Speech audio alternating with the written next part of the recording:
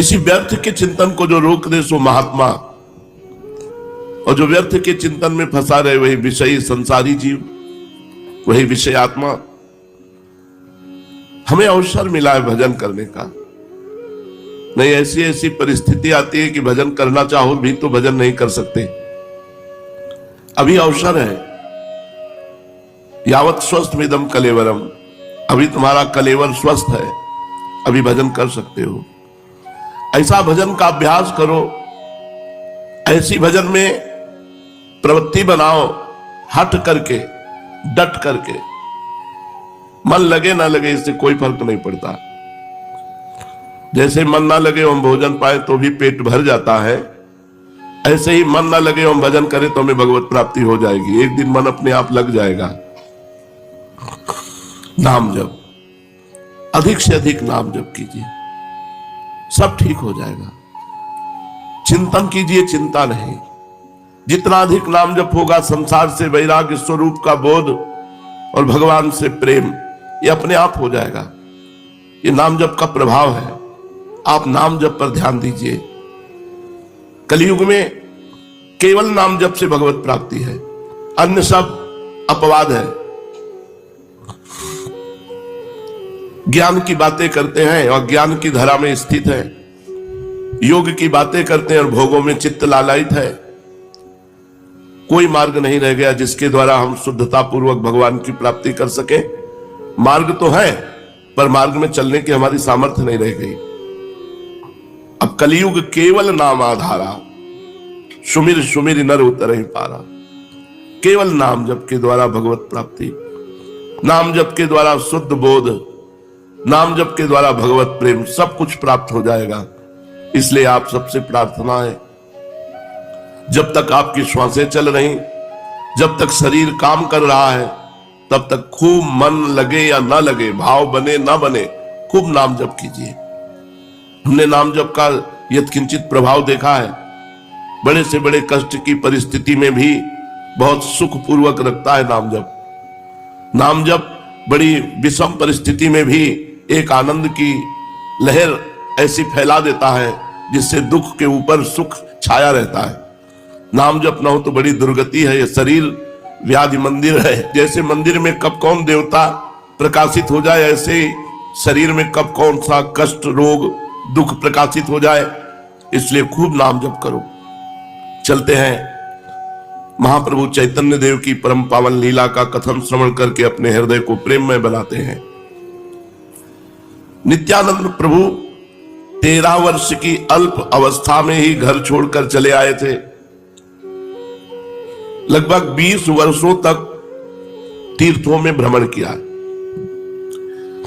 इनके सन्यासी जी जो साथी थे वो छोड़कर कहां चले गए इसका कुछ भी पता नहीं चला। इतना अनुमान अवश्य लगाया जा सकता है कि उन महात्मा के लिए इनके हृदय में कोई विशेष स्थान नहीं बन सका, उनमें इनका गुरु भाव नहीं हुआ।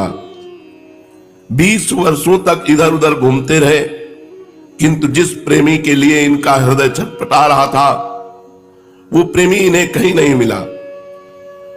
महाप्रभु गौरांग का नाम सुनते ही इनके हृदय सागर में हिलोरें सी उठने लगी। चैतन्य महाप्रभु के दर्शनों के लिए मन व्याकुल हो उठा। इसलिए ये ब्रज से नवद्वीप की ओर चल पड़े।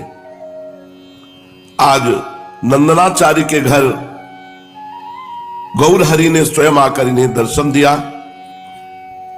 गौरहरि के दर्शन मात्र से इनकी चिरकाल की मनोकामना पूर्ण हो गई।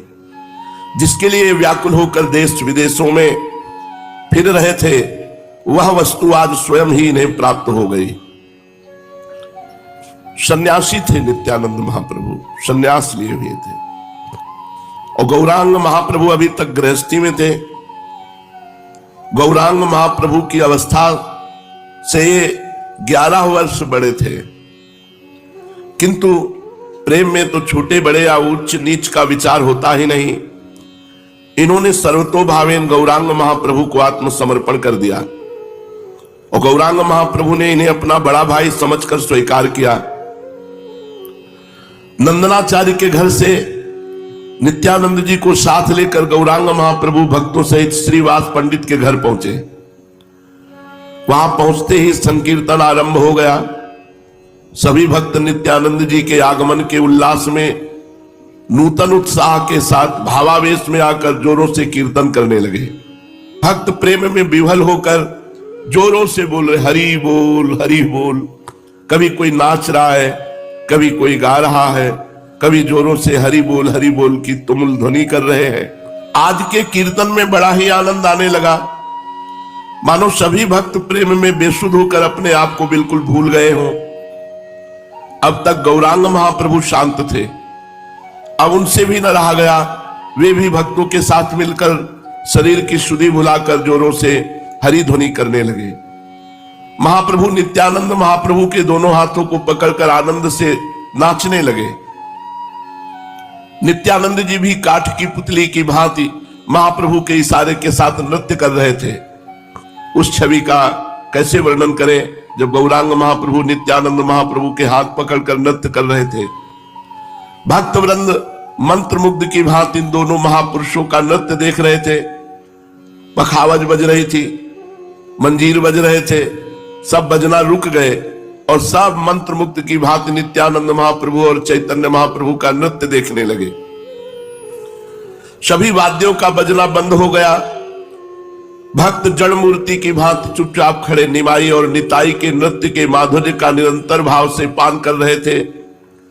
नृत्य करते करते चैतन्य महाप्रभु ने नित्यानंद महाप्रभु का आलिंगन किया।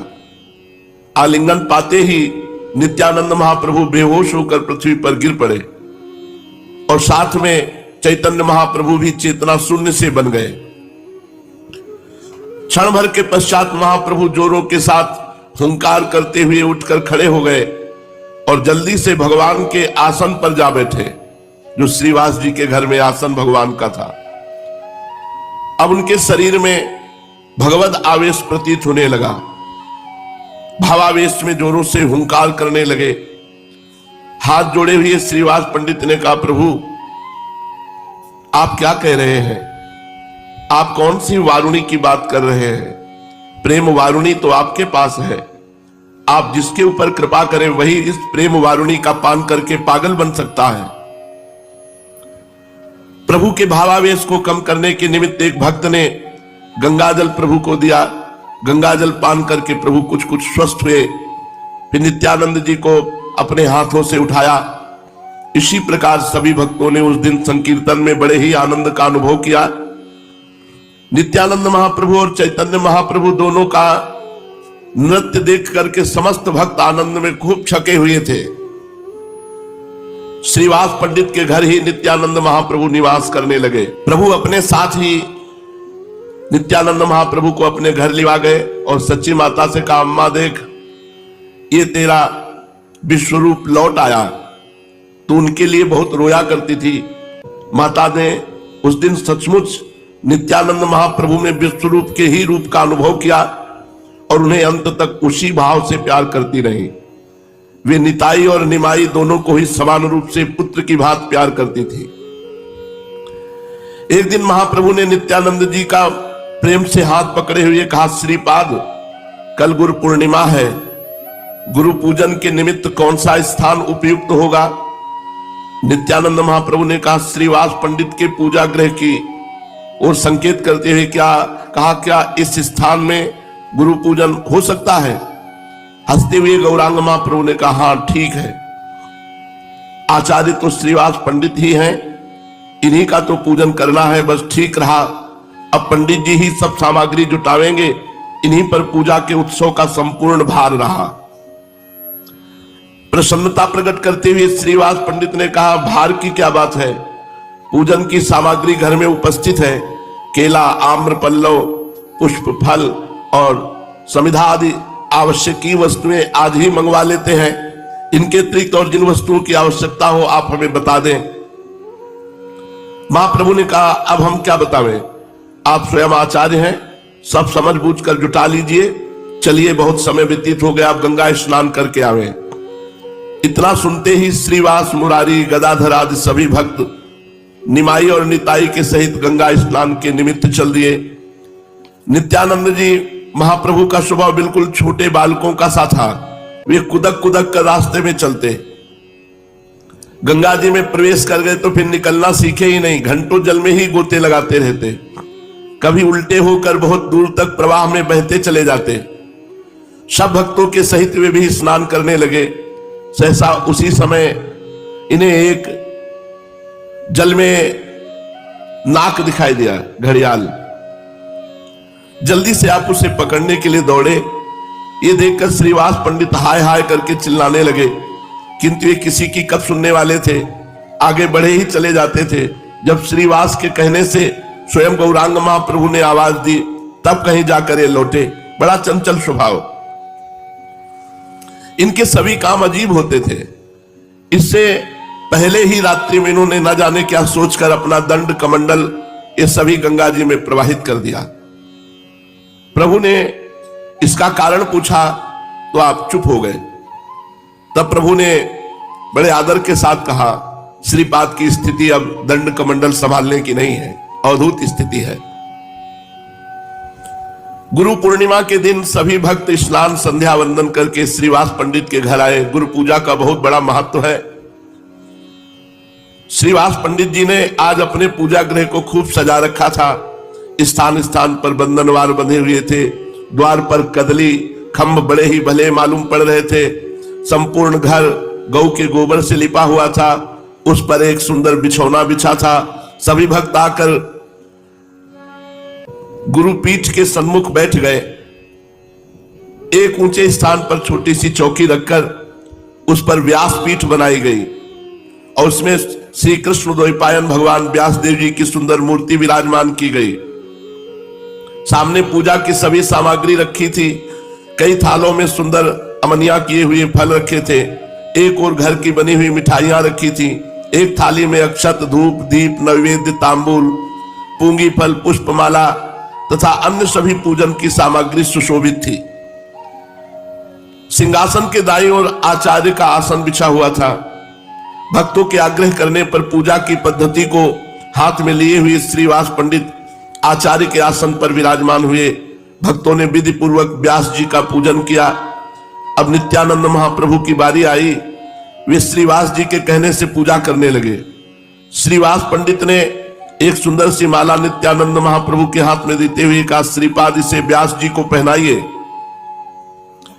श्रीवास जी के इतना कहने पर नित्यानंद प्रभु ने वो माला व्यास देव जी को नहीं पहनाई। वे उसे हाथ में ही लिए हुए चुपचाप खड़े रहे। इस पर फिर श्रीवास पंडित ने जरा जोर देकर कहा, श्रीपाद आप खड़े क्यों हैं, माला पहनाते क्यों नहीं? जिस प्रकार कोई पत्थर की मूर्ति खड़ी रहती है, उसी प्रकार माला हाथ में लिए हुए नित्यानंद महाप्रभु जीव के त्यों ही खड़े रहे, मानो उन्होंने कुछ सुना ही नहीं। तब तो श्रीवास पंडित घबराए। उन्होंने समझा नित्यानंद जी हमारी बात तो मानेंगे नहीं। यदि महाप्रभु आकर इन्हें समझाएंगे तो जरूर मान जाएंगे। प्रभु उस समय दूसरी ओर बैठे हुए थे। श्रीवास जी ने प्रभु को बुलाकर कहा, प्रभु नित्यानंद जी व्यासदेव को माला नहीं पहनाते, आप इनसे कह दीजिए कि माला पहना दें, देरी हो रही है पूजन में। ये सुनकर प्रभु ने कुछ आज्ञा के से स्वर में नित्यानंद जी से कहा, श्रीपाद व्यासदेव जी को माला पहनाते क्यों नहीं? देखो देर हो रही है, सभी भक्त तुम्हारी ही प्रतीक्षा में बैठे हैं, जल्दी से पूजन समाप्त करो, फिर संकीर्तन होगा। प्रभु की इस बात को सुनकर नित्यानंद जी नींद से जगे हुए पुरुष की भांति अपने चारों ओर देखने लगे, मानो वे किसी विशेष वस्तु का अन्वेषण कर रहे हों। इधर उधर देखकर उन्होंने अपने हाथ की माला व्यासदेव जी को तो पहनाई नहीं, जल्दी से गौरांग महाप्रभु के सिर पर पहना दी। महाप्रभु के लंबे लंबे घुंघराले बालों में उलझ करके वो माला बड़ी ही भली मालूम पड़ने लगी। सभी भक्त आनंद से युक्त हो गए। महाप्रभु कुछ लज्जा से युक्त हो गए। नित्यानंद जी प्रेम में विभोर से हो गए। प्रेम हो तो ऐसा हो, अपने प्रिय पात्र में सभी देवी देवता और विश्व का दर्शन हो जाए, उसे ही प्रेम कहते हैं। गौरांग महाप्रभु को सर्वस्व समझने वाले नित्यानंद महाप्रभु ने उनके प्रति ऐसा ही भाव दर्शाया। उनका मनोगत भाव था, तुमेव माता च पिता तुमेव, तुमेव बंधुश्च सखा तुमेव, तुमेव विद्या द्रविणं तुमेव, तुमेव सर्वम मम देव देव। गौरांग महाप्रभु को ही नित्यानंद महाप्रभु सर्वस्व मानते थे। उनकी भावना के अनुसार उन्हें प्रत्यक्ष फल भी प्राप्त हो गया उनके सामने गौरांग महाप्रभु की ये नित्य की मानुषिक मूर्ति बिल्कुल विलुप्त हो गई और देखा कि गौरांग महाप्रभु 6 भुजा से युक्त हो गए। गौरांग महाप्रभु के मुख की कांति कोटि कोटि सूर्यों के प्रभा से भी बढ़कर, उनके 4 हाथों में तो शंख चक्र गदा पद्म विराजमान है और 2 हाथों में हल मूसल को धारण किए हुए हैं। नित्यानंद जी प्रभु के इस अद्भुत रूप के दर्शन से अपने को कृतकृत्य मानने लगे। उनके नेत्र उन दर्शनों से तृप्त ही नहीं होते थे। उनके दोनों नेत्र बिल्कुल खुले के खुले रह गए, पलक गिरना एकदम बंद हो गई। नेत्रों की दोनों कोरों से अश्रुओं की धारा बह रही थी। शरीर चेतना शून्य था। भक्तों ने देखा उनकी सांस चल नहीं रही है। उनका शरीर मृतक पुरुष की भांति अकड़ा हुआ पड़ा है। केवल मुख की अपूर्व ज्योति को देखकर और नेत्रों से निकलते हुए अश्रुओं से ही यह अनुमान लगाया जा सकता था कि वे जीवित हैं। भक्तों को इनकी ऐसी दशा देख करके बड़ा भय हुआ। श्रीवास आदि सभी भक्तों ने भांति भांति की चेष्टाओं द्वारा उन्हें सचेत करना चाहा, किंतु उन्हें बिल्कुल भी होश नहीं हुआ। महाप्रभु ने जब देखा कि नित्यानंद जी किसी भी प्रकार नहीं उठते, तो उनके शरीर पर अपना कोमल कर कमल फेरते हुए प्रेम के साथ कहने लगे, श्रीपाद अब उठिए। जिस कार्य के निमित्त आपने इस शरीर को धारण किया है, अब उस कार्य के प्रचार का समय सन्निकट आ गया है। उठिए और अपनी अहेतु की कृपा के द्वारा जीवों का उद्धार कीजिए। सभी लोग आपकी कृपा के भिखारी बने बैठे हैं। जिसका आप उद्धार करना चाहें उसका उद्धार कीजिए। श्री हरि के सुमधुर नामों का वितरण कीजिए। यदि आप ही जीवों के ऊपर कृपा करके भगवान नाम का वितरण न करेंगे तो पापियों का उद्धार कैसे होगा। प्रभु के कोमल कर स्पर्श से नित्यानंद महाप्रभु की मूर्छा भंग हुई। वे अब कुछ कुछ प्रकृतिस्थ हुए। नित्यानंद जी को होश में देखकर महाप्रभु भक्तों से कहने लगे, व्यास पूजा तो हो चुकी, अब सभी मिलकर एक बार सुमधुर स्वर से श्री कृष्ण संकीर्तन कर लो। प्रभु की आज्ञा पाते ही पखावज बजने लगी। सभी भक्त हाथों में मदिरा लेकर बड़े ही प्रेम से कीर्तन करने लगे। सभी प्रेम में विवल होकर हरे कृष्णा हरे राम इसका महामंत्र का संकीर्तन की सुमधुर ध्वनि से श्रीवास पंडित का घर गूंजने लगा। संकीर्तन की आवाज सुनकर बहुत से दर्शनार्थी द्वार पर आकर एकत्रित हो गए, किंतु घर का दरवाजा तो बंद था। वे बाहर खड़े ही खड़े संकीर्तन का आनंद लूटने लगे।